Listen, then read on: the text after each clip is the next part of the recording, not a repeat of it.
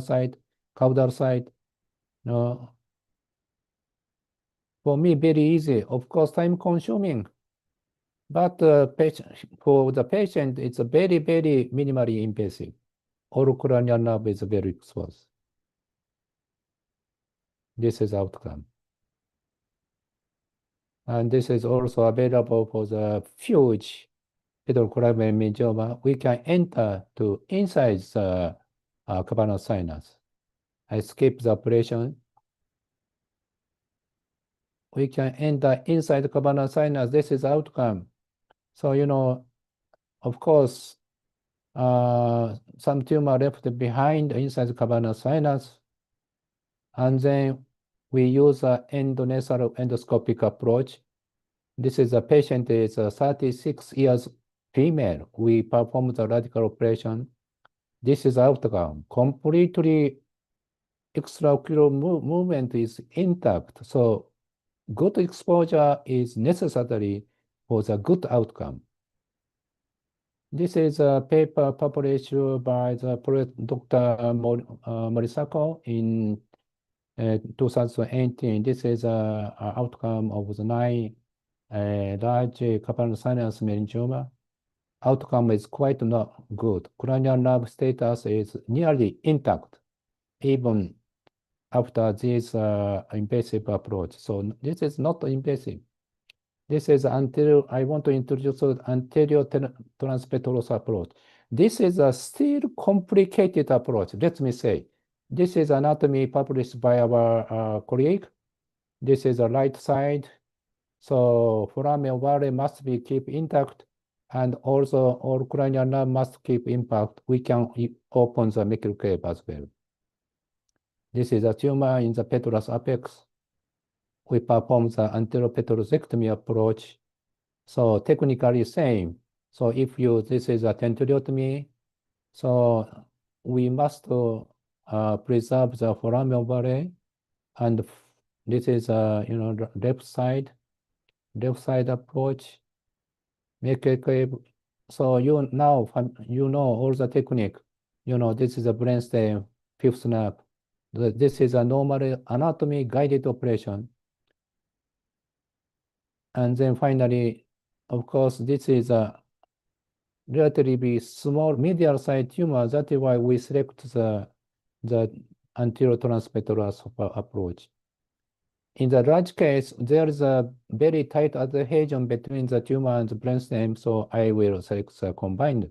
But in this case, size is not so large, so this is final view. All cranial nerve is nicely preserved. Now I move on to the endoscopic keyhole epidural anterior transpetrous approach. So this is an incision in cadaver dissection. This is anatomy is same. This is a left side. This is a little bit complicated anatomy in the endoscope. We must open the GSPN, drill the Kawase triangle. Its anatomy says superior petrosal vein must be preserved. And then after the drilling the petrosal apex, we can expose or entire cranial nerve. This is a case. I have another maybe few minutes. This is this is a deep cerulean middle cerebral venous system drained to the foramen ovale. This is a very dangerous case. We must preserve the skull-based venous system. This is a small craniotomy and technically same. If you run the anatomy of the temporal lobe, this is currently we shifting from the subdural approach to epidural approach because it's easy to find the important anatomy on the temporal bone directly. In the subdural approach, it's a little bit complicated. Now, technically same. If you're familiar to the anterior transpetrous approach, endoscope is same. Of course, we need the force hand surgery. Superior petrosal vein is preserved, and we go deeper area. And then, so, now technically same. But we must be carefully dissect. Tumor must be so small, relatively small. This is final goal of the operation. Operation time is usually 4 hours. This is outcome. This is a relatively medium size, but there is no adhesion between tumor and brainstem. That is why we select endoscopic anterior transpetrous approach. Usually like this, because tumor close the anterior part of the superior petrous sinus, deep venous system drain to the sphenobasal sinus. So this is I skip. This is outcome. So this is a summary. We first use the subdural approach, but now we shifting epidural approach. So time is usually 4 hours even in the endoscopic. In the open skull-based approach, we need 5 or 6 hours. Of course, it's depends on the case. So finally, I would like to introduce my favorite intentional bridging pain ligation technique. So I published already. Of course, this is a relative huge petroclival meningioma. This is a supinopetrosal type. We must cut this vein during the operation if we select the transpetrous approach. I occlude this vein in advance. I close this sphenobasal vein, and then I close the wound. This is a post-operatively patient has a mild brain swelling, but uneventful at all. And 2 weeks later, we performed the angiogram. Superior sphenopetrosal vein is occluded and collateral develop. And then we perform the traditional combined transpetrous approach with good outcome. So, this is an intentional bridging vein ligation technique. That is a 2 stages operation. Patient need 2 times operation, but outcome is good. And I don't hear everyone follow my technique. This is a maybe so in some selected case. This is a final slide. So many approach microscopic combined and microscope anterior little sigmoid endoscopic endonasal approach. I couldn't present this endoscopic and anterior transpetrous approach. This is an indication if you select the combined transpetrous approach, you can operate any kind of disease. So in your selection is so important. So optimal approach must be selected, of course. Thank you for your attention. Thank you, Professor Arta, for this beautiful lecture. So I hope you will remain with us for the discussion. So we will have Professor Okay, of course. And then we will have the discussion in the end. Okay, thank you. So I would like to now invite Professor Goel for his talk, The King of Zoom on petroclival meningiomas. Okay. So, first of all, I must say that I was so happy to see my dear Ohata. Ohata's boss, Professor Hakuba, was the legend in neurosurgery and in skull-based neurosurgery. And I must say, he was also my good friend. So Ohata's boss was my good friend. Then Ohata, of course, my colleague. So I belong to the generation of Hakuba and Ohata and now Goto, and I think I will last for another 2 generations, and I want to continue as strongly as I am, and I will be, I hope. So petroclival meningiomas is I have been given 30 minutes. I hope you just Abhida stop me whenever you are 30, okay? So petroclival meningioma is a dangerous tumor, difficult tumor. It is the life of skull-based neurosurgeon. Every skull-based neurosurgeon can say, I don't like to operate on petroclival meningiomas. And those who are confidently operating on petroclival meningiomas have reached the height of skull-based neurosurgery. So this is one editorial I had written several years ago when I was in KM Hospital. The title was, Neurosurgery is an amalgamation of philosophy with how you think and how you imagine and how you plan and how you execute. That is philosophy. and what are your concepts. And of course, techniques are very important. How you dissect, how you remove the tumor, how you save the perforators, how you save the cranial nerves and things like that. And of course, technology is another thing. So these are the amalgamation. But what I feel is also most important and very important is your experience. You see, more and more and more you operate, more and more you start feeling the consistency of the tumor, the feel of the tumor, the vascularity of the tumor. I say after my 40 years in skull-based neurosurgery, whenever I see the imaging, I can see the color of the tumor. Means, of course, I can imagine. I can see the consistency of the tumor. I can see the vascularity of the tumor. I can see the intimacy of the tumor on the basis of radiology, on the basis of clinical. And I can feel the consistency, which is so important in petroclival meningioma. So I think of more than all these things, experience is very important. So petroclival meningiomas, by definition, are medial to the trigeminal nerve, but no meningiomas like two fingerprints have ever been alike. Similarly, no petroclival meningiomas are alike. They can be small tumors, they can be huge tumors. They can be calcific tumors. You see, these are consistency is so important in petroclival meningioma. Vascularity is so much important. And I want to relate to my younger friends what exactly I have learned during the period, how I design my approach, and what is my current strategy, and how I have developed or evolved in this subject. This is another difficult, dangerous tumor. You see, ossific tumor, how much you want to remove, how much you should remove, how much you can remove, whether you should do or not do, and all those things are so critical. It is the height of neurosurgery. It is a very ultimate chapter of neurosurgery. So this is another tumor. Petroclival tumor can go to the clivus, they go to the cavernous sinus, because these areas are very closely aligned. They can go to the other side.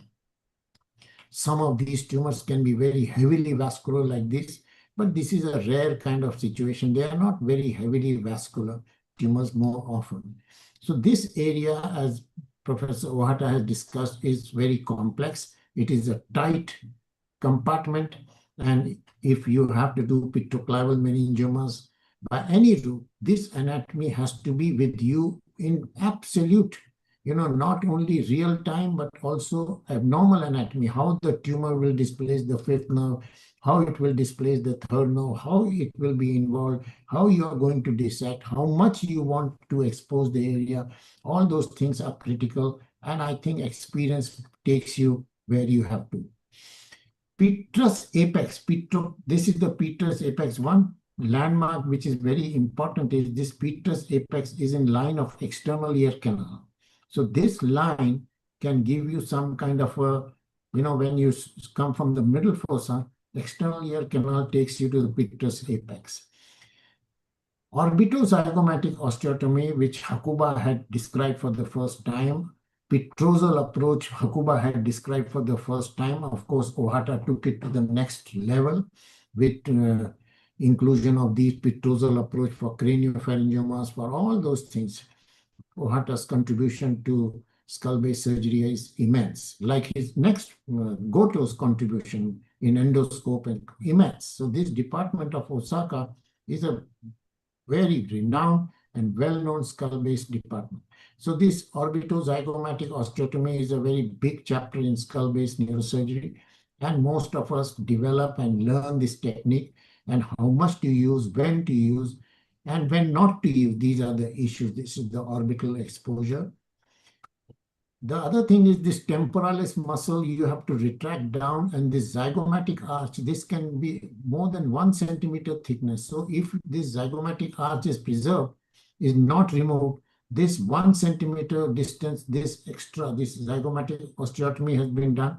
So you get this extra exposure, and this is sometimes very critical in skull-based tumors. So long time ago in 1997, about 30 years ago, we described the splitting of the temporalis muscle, and split here, so that you can avoid the zygomatic osteotomy. For some tumors like trigeminal neurinomas and all, you don't even need to go very low down, but splitting of the temporal is this technique that we described in 1997. In 1993, we described basal extension of subtemporal middle fossa approach. So this approach I was using for a very long time.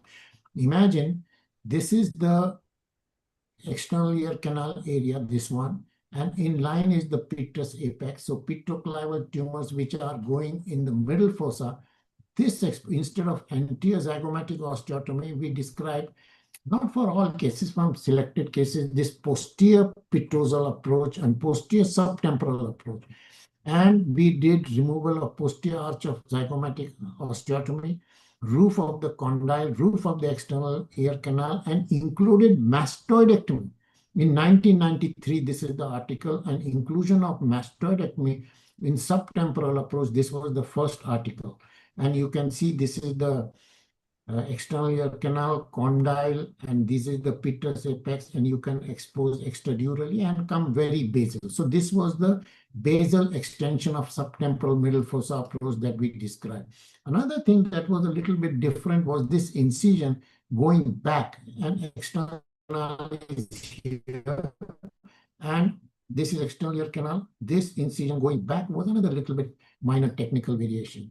Another little technical variation was this is the lateral, this is the basal subtemporal craniotomy, and elevation of temporalis muscle anteriorly rather than downwards.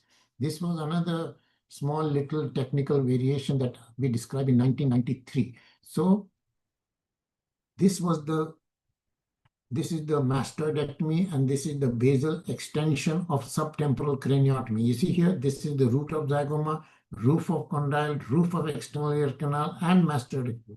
And then remove this portion and go right. This is basal subtemporal craniotomy and extension right up to the foramen ovale and cavernous sinus, and you can go very near to the tumor. So this was one little modification.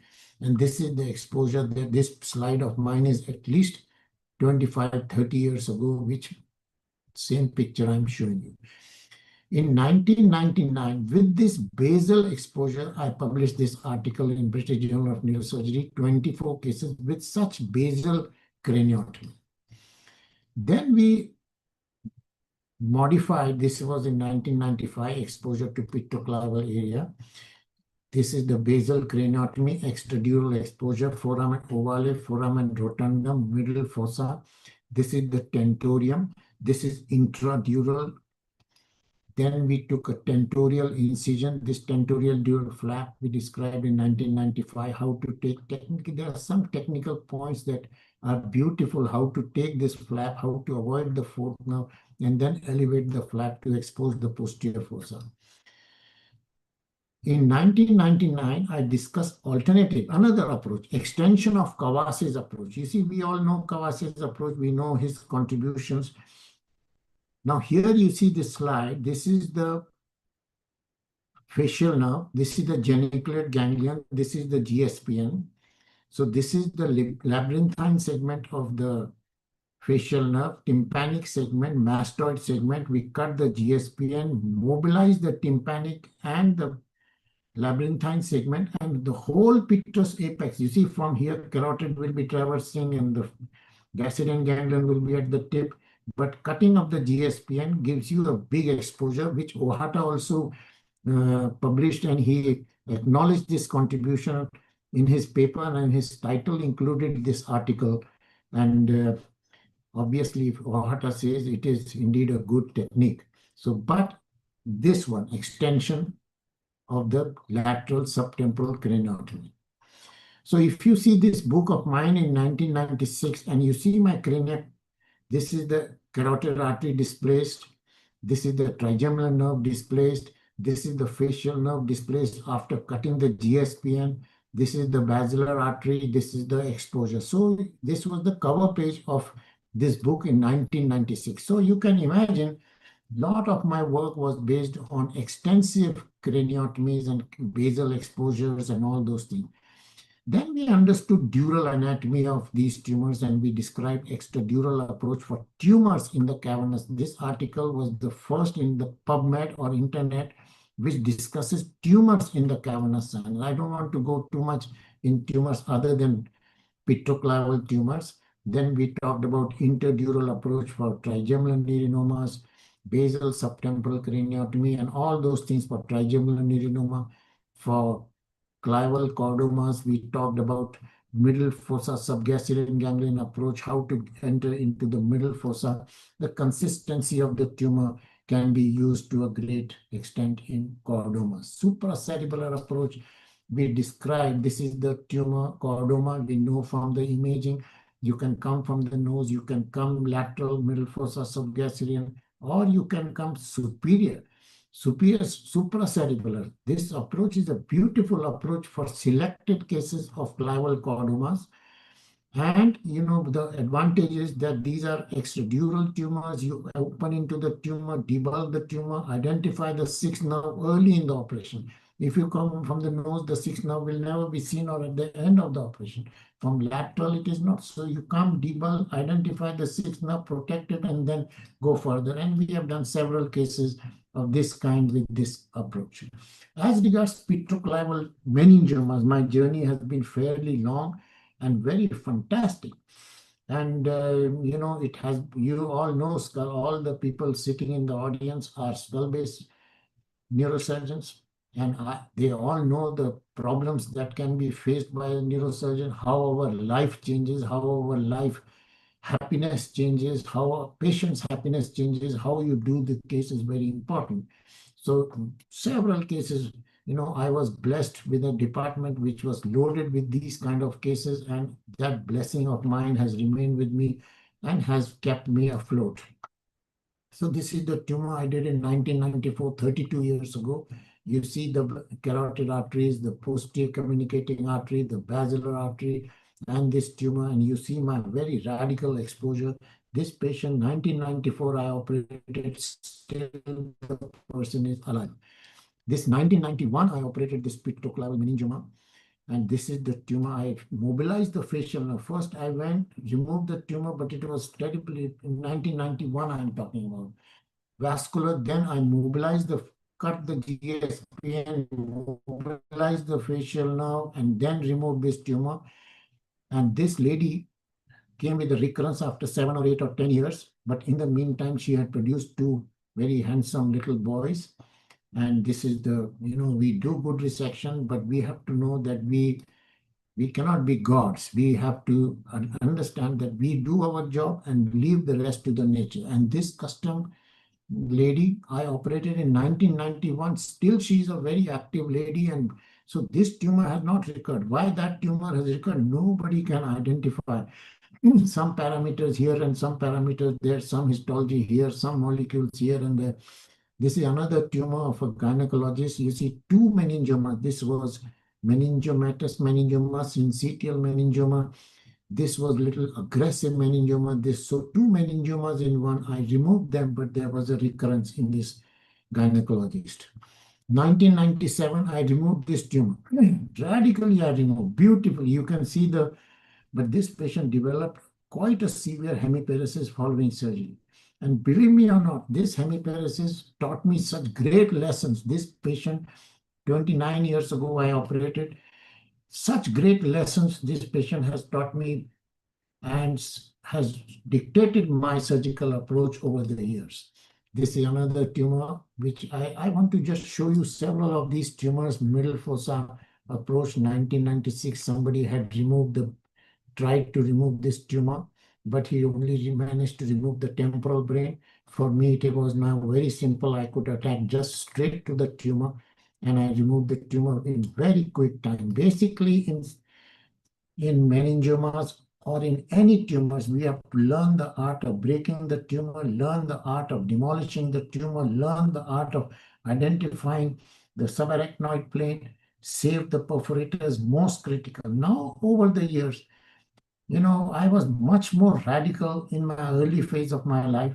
But now if I have to dissect a perforator for more than 5 minutes or 10 minutes, I will just leave that tumor behind. If I have to dissect around the sixth nerve for more than few minutes, I will not touch, I will leave that tumor behind. So I have become a little bit more conservative because I have realized that extent of resection is good, but that doesn't really matter about the outcome. So this was a very classical middle fossa approach that we did a long time ago. Posterior clinoid meningioma, you just see this beautiful resection. About 25 years ago, this is when the tumor goes in the cavernous sinus, petrous apex, of course, the middle fossa. Learn the art of breaking the tumor, learn the art of demolishing the tumor, learn the anatomy of that area, learn the normal and the abnormal anatomy, and remember that you have to remove the tumor as much as it is safe. This is my current strategy. Learn to leave some tumor behind. This tumor I've left behind because it was densely stuck to some artery here and there. Several years ago, this tumor, of course, recurred, and I had reoperated this patient, but the reoperation was not a success, and I lost this fellow. After several years of operating this is another tumor. You know, these tumors are dangerous. These tumors can take toll of our health and our life. But once you do this tumor beautifully, you can show this showcase as your medals, as your proud possession. As Ohata was mentioning, suboccipital approach. This approach, petroclival meningiomas, all these tumors were being operated all over the world by middle fossa approach like I was doing. Then Sami came with the idea of retrosigmoid approach, and he published this article. And for the first time in the literature, we used the supracerebellar approach. So this supracerebellar approach was mentioned. This was the first article that mentions supracerebellar approach. And as you know, many people the world over are now liking this supracerebellar approach because it is safe, it is quick, and it is, you know, most of the dissection can be avoided, and petrous apex dissection can be avoided. And the other bottom line for this is you can do in any position, but sitting position is a very important position which many people do not do, but sitting position can be much helpful. I'm not saying it cannot be done in other position, but the supracerebellar approach, see in the supracerebellar approach, this petrosal vein comes in picture, and that, you know, if you have to do a prolonged dissection, as what I was mentioning, to preserve this, sometimes preservation is not so easy and it can be cumbersome, it can hinder your view. So you cut this vein, retract the cerebellum down, and then work in this area can be a good option. So these kind of tumors, these are straightforward like acoustic. You cannot have middle fossa approach for this. Come supracerebellar, get the trigeminal nerve off the dome, start debulking.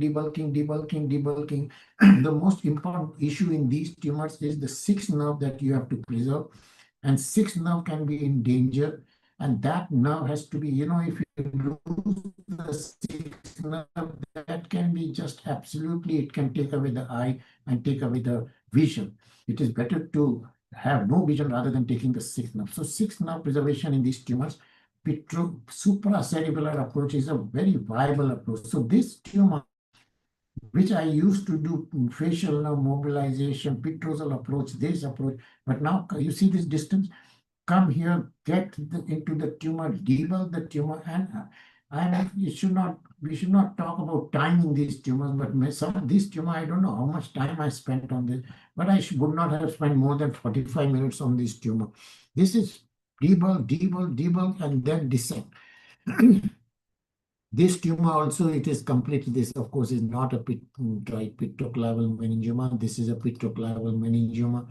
You see this tumor, which I was very, very familiar with petrosal approach and this mobilization, and come from supracerebellar, have an angle, good exposure, retract the cerebellum, get the petrosal vein, debulk the tumor. This tumor is quite a straightforward tumor. There's no need for any kind of, even if it is going quite anterior towards the clivus. And you see here, so basically what we have to do is we have to be conservative, we have to be effective, and we have to be safe. Most important safety parameter, we all know that perforators have to be safe and cranial nerves have to be safe. And dissection in this area should be limited. You should not be too aggressive with dissection. Third nerve dissection is very important. And in this area of the tumor, if you're coming from the posterior supracerebellar approach, the posterior communicating artery is one critical thing that you have to be very careful with. And of course, as I mentioned, the sixth nerve, both six nerves can be very, so basically tumor usually displaces the nerve. Tumor usually displaces the arteries. Work within the confines of the tumor and then identify the plane of dissection. This tumor, you see, I don't remember how much time I would have taken, but this should not have taken too much time. This is straightforward. You come from here, enter this here. The other thing is from the posterior, this thing, don't operate too much in the cavernous sinus, particularly in sitting position. It is not good to operate within the cavernous sinus and within the venous circulation because air embolism can be an issue, and that can be lead to a very negative kind of outcome. So this is another pit. This tumor which goes in the Meckel's cave. You see, this is a soft tumor. You can feel the tumor. This tumor, the trigeminal nerve, you can form the posterior fossa. You can enter into the Meckel's cave and remove. So these tumors, use the consistency, use the vascularity, and most of these, if you ask me, what are you worried about when you are operating any kind of tumor? I am worried more about the consistency than vascularity.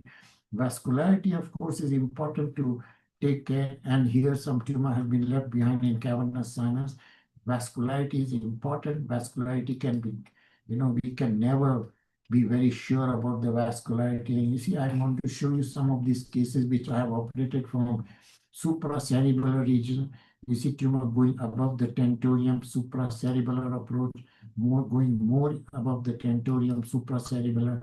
This tumor is also some tumor has been left behind. This tumor going up like this, quite a, is having, of course, these are not easy tumors or simple tumors or safe tumors. These can be life-threatening. These can be killing. But we have to identify an approach, and I will, what I was talking about, endoscopy and all those things, which I don't, like to hear too much about it. But this approach, this is another tumor. You see, straightforward tumor. This is another straightforward tumor. The vascularity is coming from the petrous apex, from the posterior wall of cavernous sinus, can be handled by, this is another vascularity coming from posterior wall of the cavernous sinus. You can attack it directly and get this vascularity and remove. You see another tumor, vascular supply from here. Basically, this tumor, both vertebral arteries and the basilar are encased. When these are encased, you must remember, these are soft tumors. When, this is, I hope I can show you this video a little bit. So just I want to show you. You see, these are quite straightforward. Supracerebellar, break into the tumor, and then you can get this kind of anatomy in very, very quick time. This is another tumor. Posterior communicating artery is in danger when you are coming from, if you are not very familiar with the supracerebellar approach or posterior fossa approach, then you better avoid this approach. But when this kind of, first thing is save this artery, and there is no way you can avoid. This is another tumor. There is some tumor left around the third nerve. This is another tumor. These are, you will not believe, this video of mine is at least 20 years or if not more years ago. This, you see, this is post-operative, and this see the anatomy of this whole area from the supracerebellar area. This is another tumor. They look, don't go exactly by the, you see, this is the vertebral artery and basilar. The whole basilar artery can be seen, but supracerebellar, you see my exposure is from the supra. This is the sixth nerve, and this is the fifth nerve, as you can imagine, and the anatomy after removal of this tumor. And this is another tumor. This is another tumor, quite a bit of residue in the cavernous sinus. This, if the tumor is going towards the clivus, you can have this exposure. This is, quickly, I will show you what I have to show you.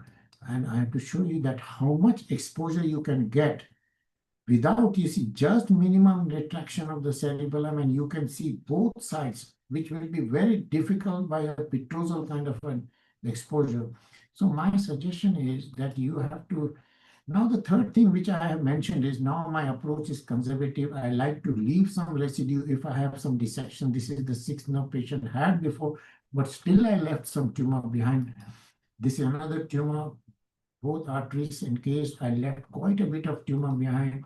This is significant residue in the cavernous sinus, quite a bit of residue. So now my safety is the key, and valor is may not be. This lady could not walk before operation. I removed this tumor, left the tumor in cavernous sinus, and you can see the smile on this patient's face. So there is a lot of tumor left behind in the, this is of course middle fossa approach. This is also, this is the pre-op, and quite a bit of tumor left behind. So rapidly showing my exposure, limiting of my exposure to foramen magnum meningiomas. I do midline exposure for all kinds of foramen magnum meningiomas, including midline going to the other side. This is my exposure, and for all kinds of things. This is ossified. This is completely bone and the vertebral arteries within the tumor. And still I did midline posterior fossa approach, and this was the approach that we described, ossified anterior foramen magnum meningioma. See, I think my time is getting a little bit short. You think, Abhida, I have some time or no? Or should I stop? So 5 more minutes and then you can stop. How much?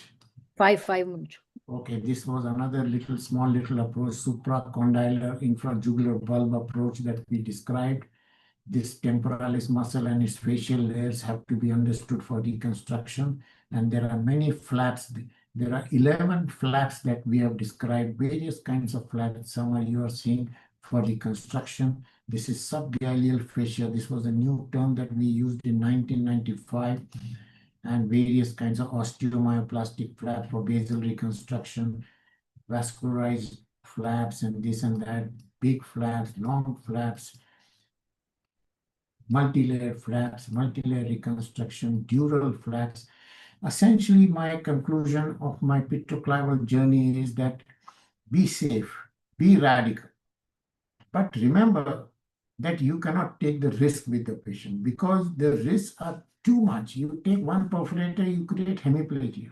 You take 1/6 nerve, you destroy the eye. You disturb the third nerve, you completely make the eye diplopia for the lifetime.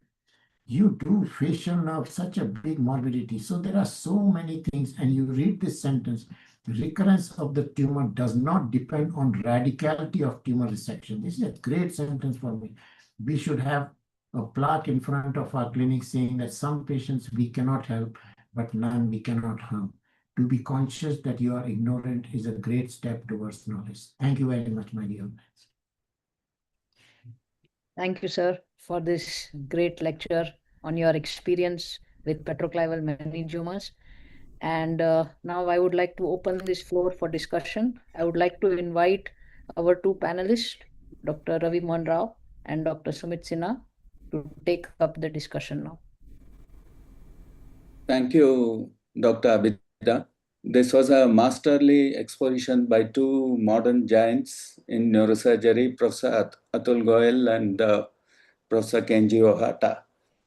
To initiate the discussion, can I ask Professor Goel, sir, you are now using supracerebellar approach for all your petroclival meningiomas. Is that true? No, not true, not for all.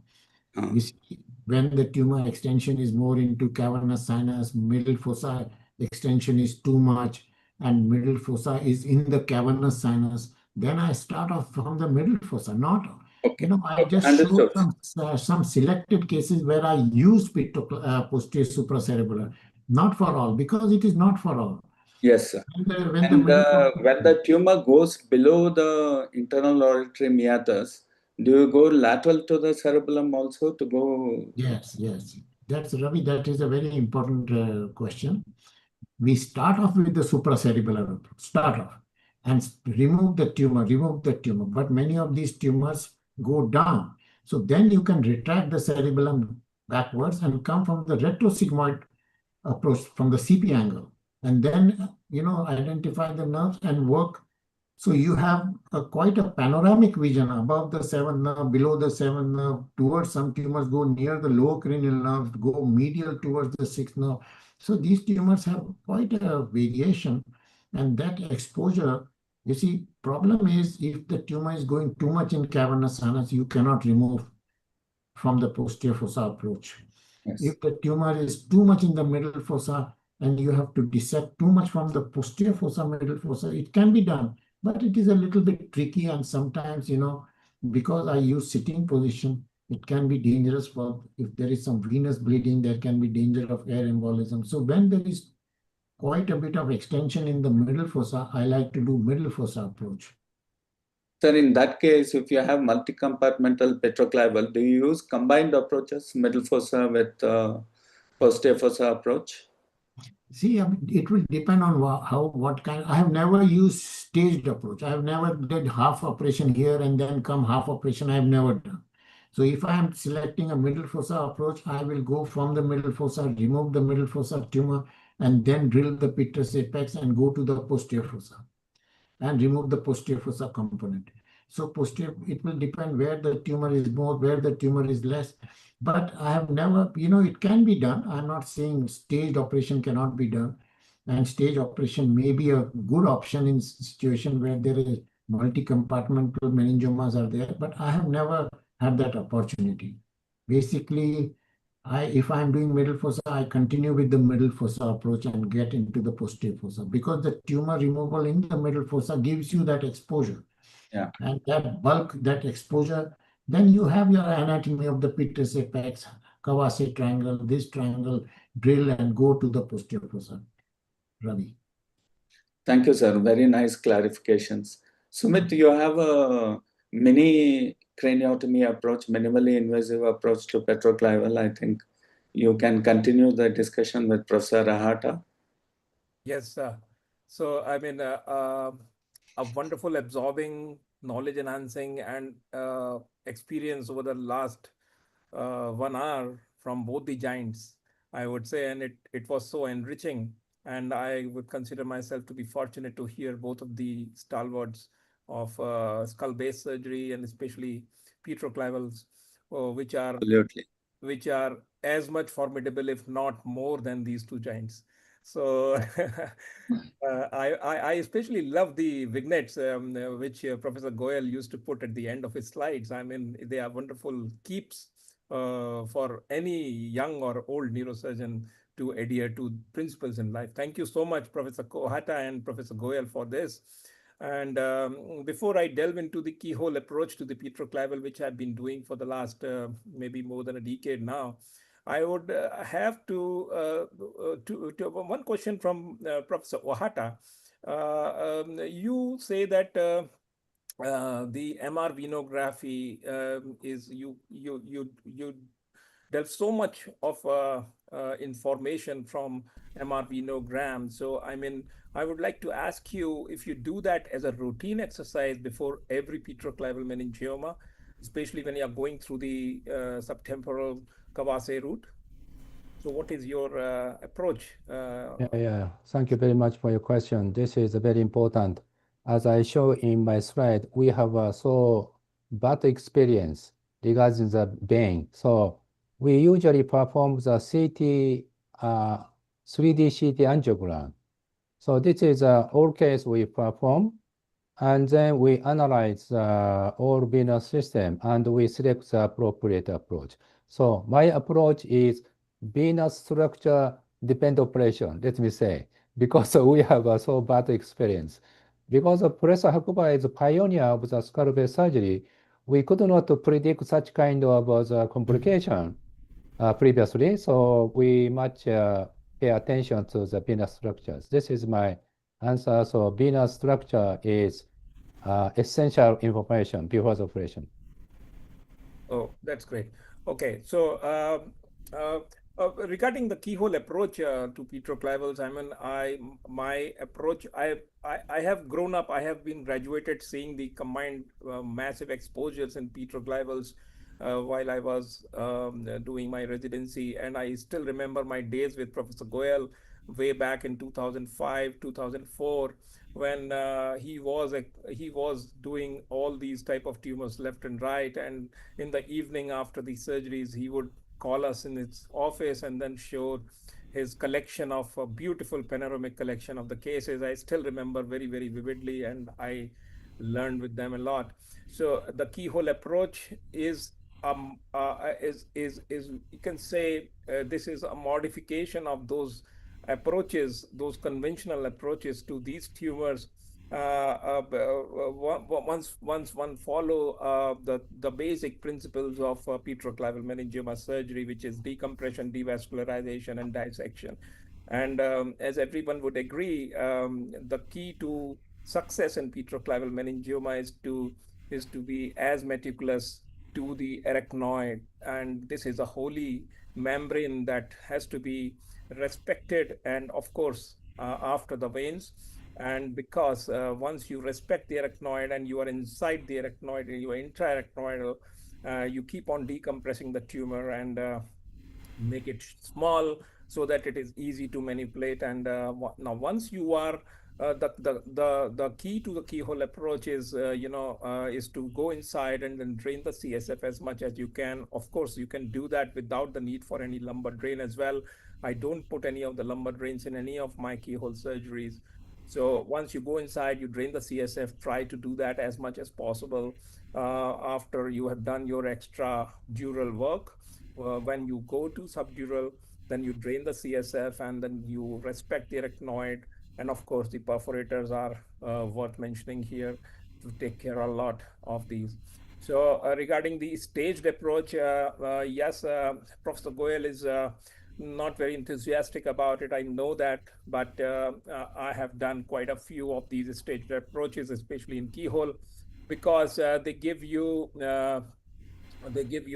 a margin of time to be minimally invasive as well, and as well as remove the tumors from both the angles, from the front and the back, and you still manage to achieve good outcomes. Regarding the petroclivals, I would fully 100% agree to Professor Goyal's opinion about that. Radicality is not, these are not gliomas. These are not gliomas. The extent of resection does not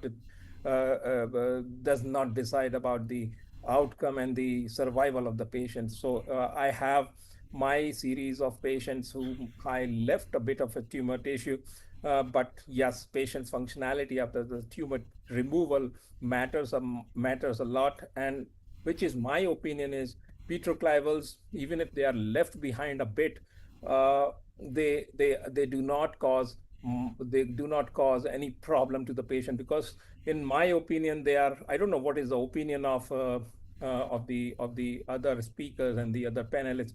These are very indolent type of tumors. They especially after the surgical resection, they don't grow as much. And I have a follow-up of now 7 to 8 years where I have left the tumor tissue, and I'm still waiting to see them grow again. So I'd like to know the opinion of both the speakers on this, as to what is their take on the tumor residue. What do they do with that, and how is their experience with the recurrence in these leftover tumors?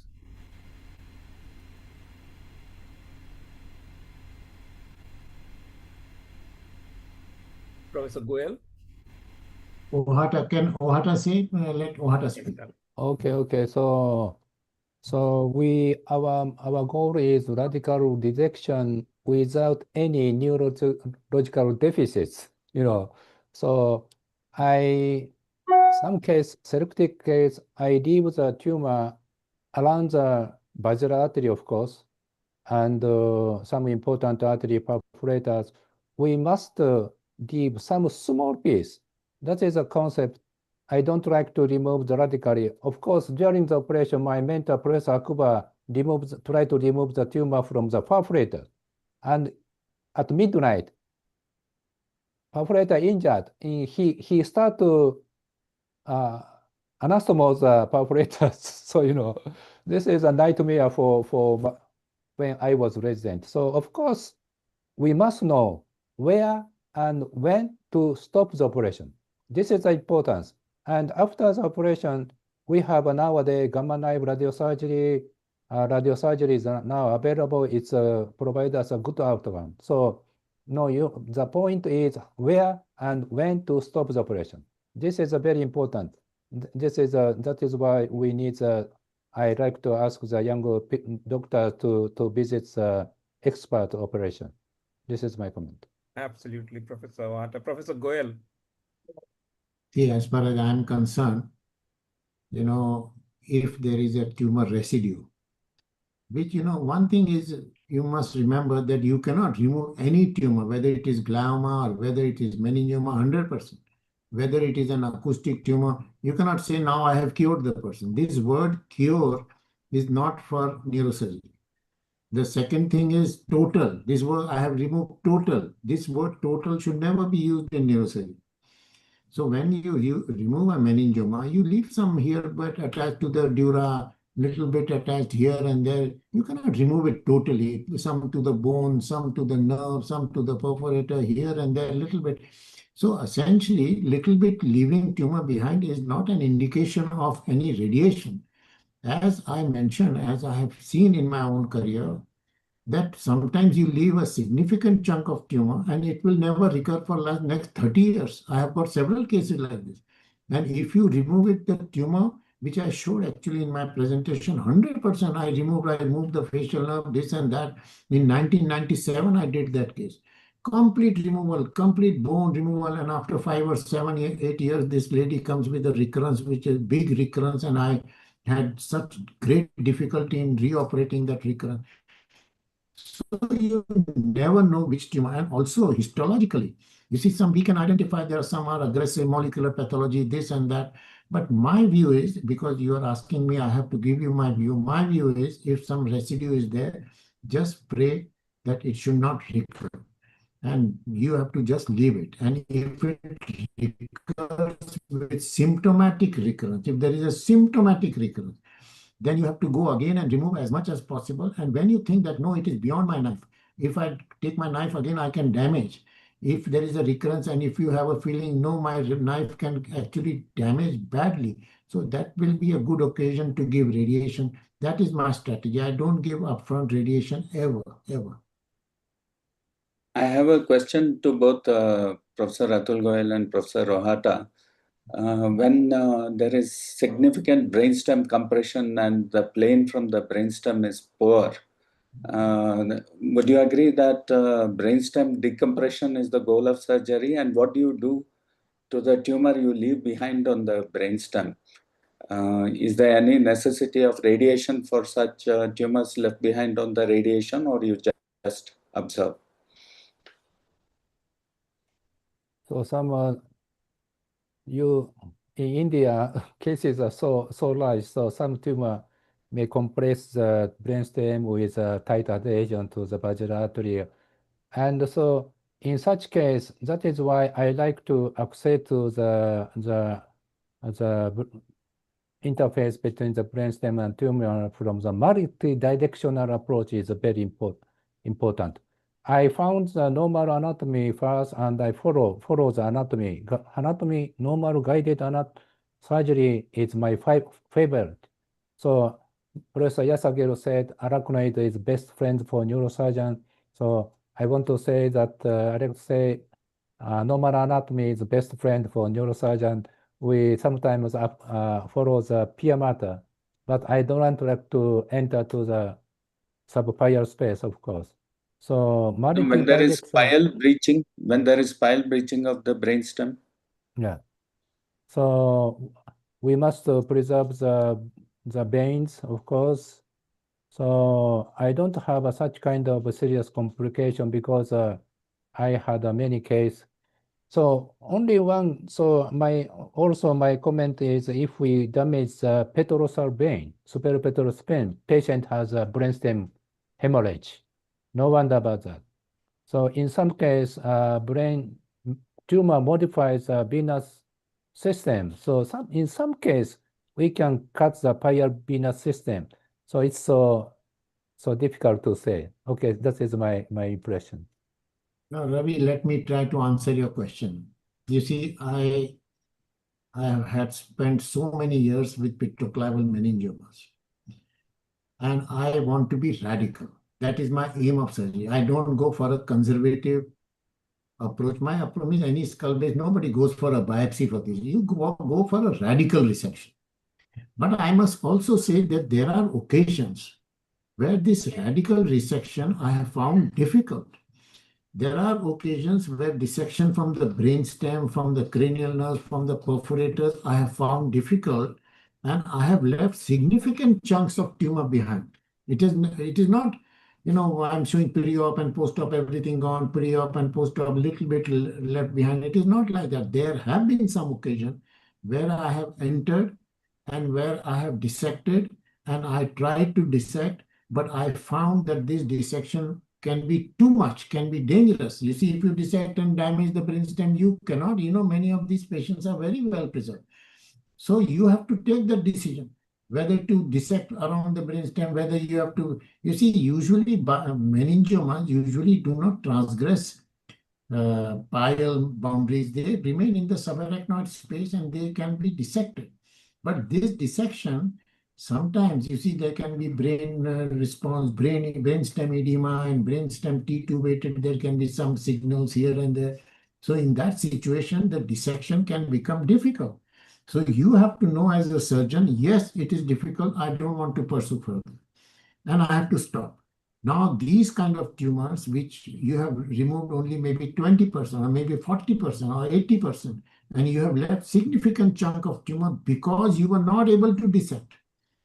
That might be an occasion, that might be a situation where you might, like to give post-surgery radiation for a significant chunk of tumor because you are leaving quite a bit of tumor behind.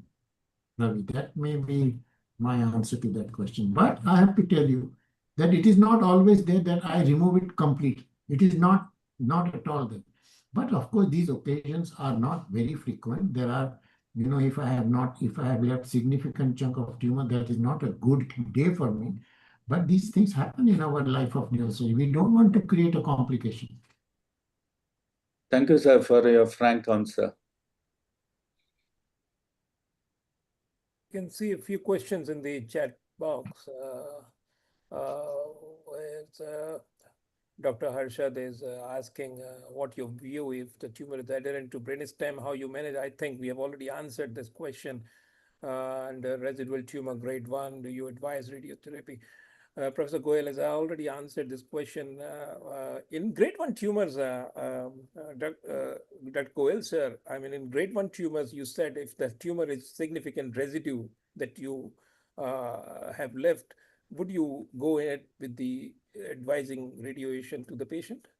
No, I will, Sumit, I will not go for radiation unless I have left quite a bit of tumor and I know that this is a dangerous tumor to dissect.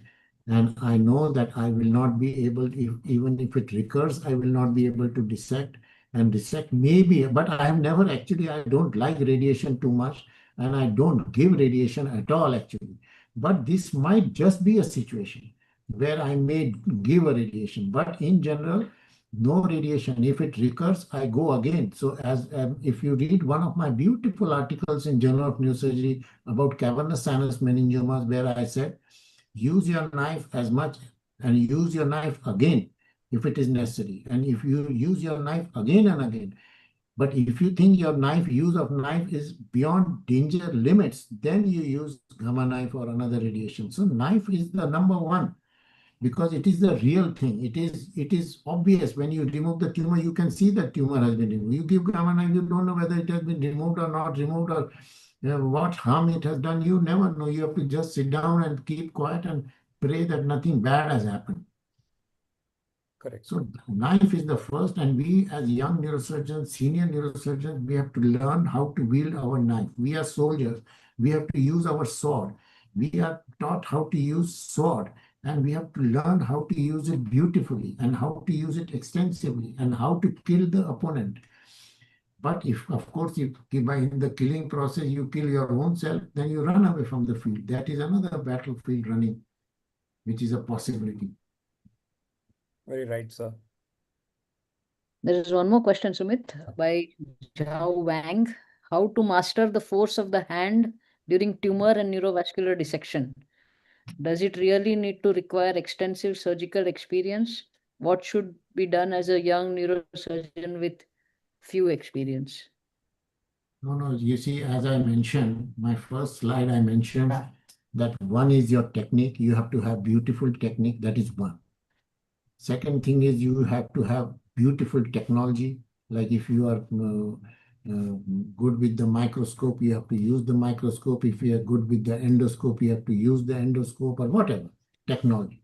But more important and very important is your experience with the dealing of tumors.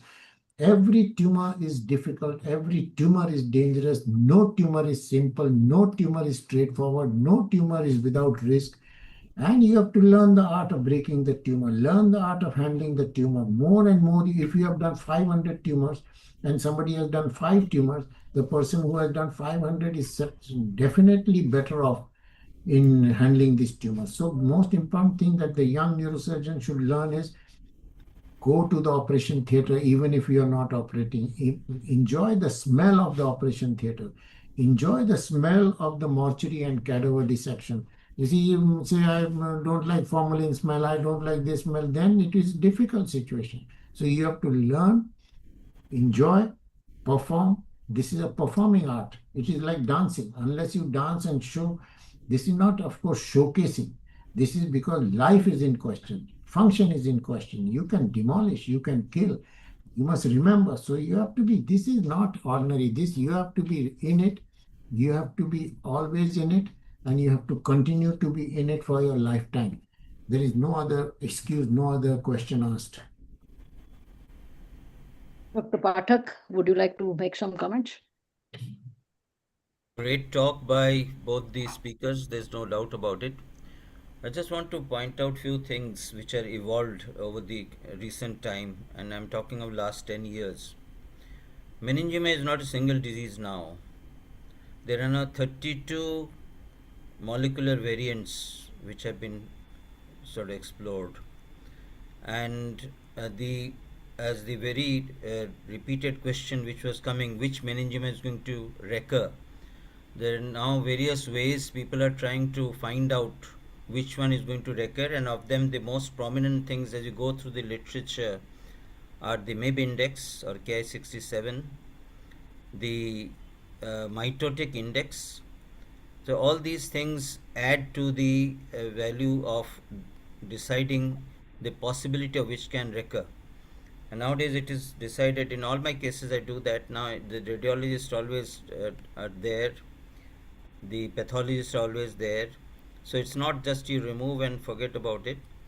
The behavior of tumor, that we have got so many names of different kinds of meningiomas, even for grade 1 there's so many names, so which already proves that they have got different pathway of genesis.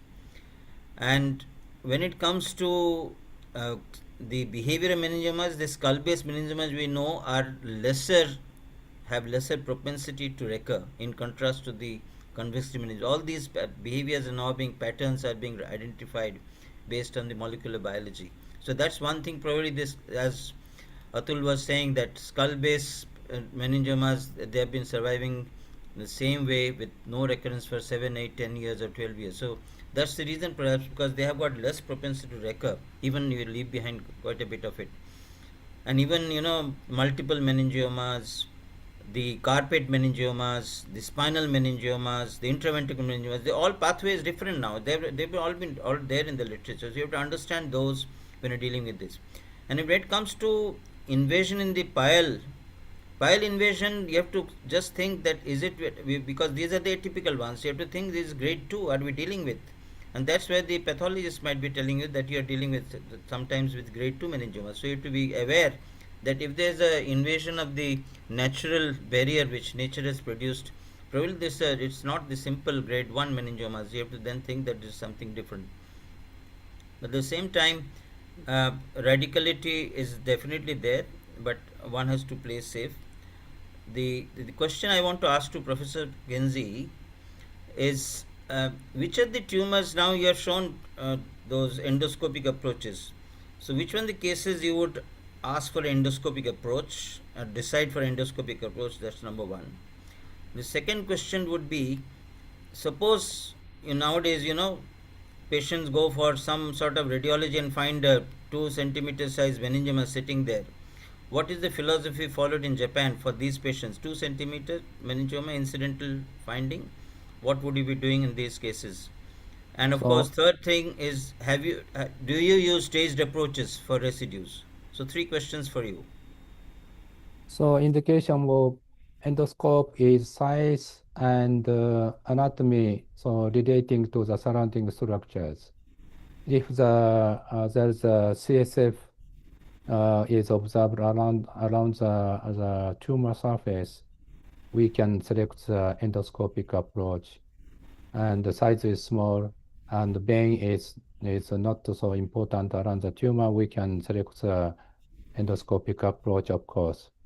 So next question is, when we in Japan, we have so many MRI system in the Japan. So there's a incidentally small meningioma has been found. So our strategy is close observation. So 3 months after the first detection of every year, we perform the MRI because we have many MRI in Japan. So close follow-up is first our choice.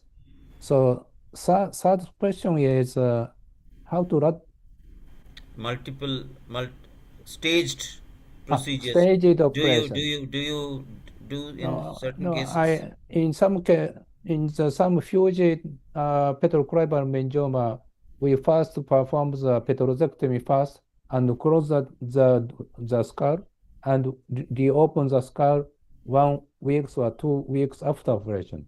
So that is so important to the doctors because they have a family, When I was resident, we start operation morning and finish at morning. 24 hours. My longest operation is 36 hours. So this is bad for doctors, also bad to the patient. So in such case, we stage the operation and petrosectomy first, and then we start the tumor removal 2 weeks or 1 week later. So that is my concept, stage operation.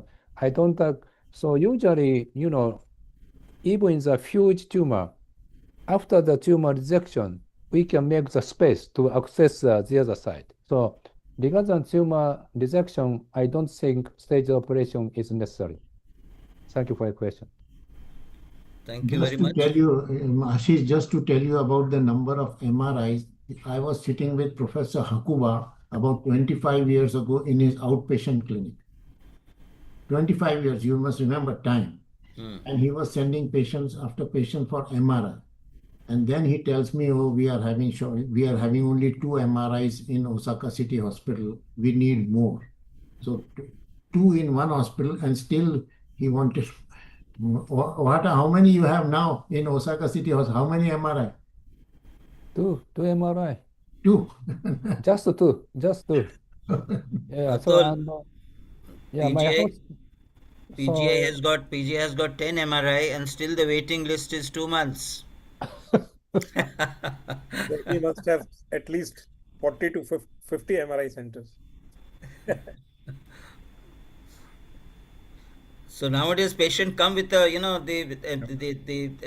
packet of MRI, and they read the Google uncle guides them what to do. They might come and say, do you have gamma knife for this small lesion which I found incidentally after a head injury, radiology. So this is a very common sort of incidence in my OPD. They would come that this is a tumor now. It is one. The moment they hear the tumor, they forget about the head injury. So they are more worried about the tumor then. And somebody will come with a incidental pituitary tumor, and 20 years ago, one of the an engineer came and asked me, do you have lysosomal tag delivery of bromocriptine therapy for pituitary tumors? So my endocrinologist, he was totally taken aback that how much Google uncle is sort of teaching people, and now Chat GP will tell you more. So be careful about it. I Okay. want to ask. Okay. I have a question to my friend.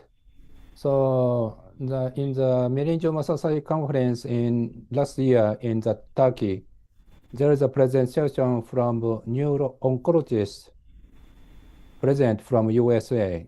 They said number of neurosurgeons in USA is too short. So many patients first visit a neuro-oncologist, and a neuro-oncologist decides the surgical treatment plan first. And some patient was sent to the neurosurgeon. So neurosurgeon has no power at all in USA. So how about situation in India? In Thank India, you very much. Thank you very much. in India, I it is think not, for good reasons, it is not like the neuro-oncologist refers us to the patients to neurosurgery. The patients come to us directly. So far, I mean, thankfully, neuro-oncologist, more or less neuro-oncologist is a neuro-oncosurgeon itself. I mean, a neurosurgical practice, the patient lands up and invariably to a neurosurgeon. So far, so good. Okay, I'm happy to hear that. We have Thank you. many neurosurgeons, we have 10,000 neurosurgeons in Japan. It's meaning we are so powerful, powerful. We are, so some of you American friends criticize you have too many neurosurgeons in Japan, so you have a less case compared to the USA, but we are so happy now, Thank you very much. We can wind up now. Thanks. Dwarka, is that any comments from you? Dwarka, are you there? Sir, he's there. I think he won't be able to talk. He has gone for a Right, meeting. okay. Yeah. So I think there was a wonderful session and quite a good interactive one. We learned so much from two great persons who are really giants in their fields. And Avida, thank you for arranging this sort of meeting. It was very nice. And I think as we keep on having more and more of these, we learn every day. We are all students. We have never achieved anything. So as you said, the excellence is a destination, it's a journey, not a destination. So we are in the journey. Thank you Very very true. much. Thank you. Thank you very much. So much. Thank you for a very excellent session on petroclival meningiomas and petrous apex approaches. Thank you very much, and Ravi, and thank you, and bye-bye to all of Bye. you. Thank you. Thank you very So much. we close this. I thank all the speakers Okay. and panelists and all those who have joined us. Thank you very much for this webinar.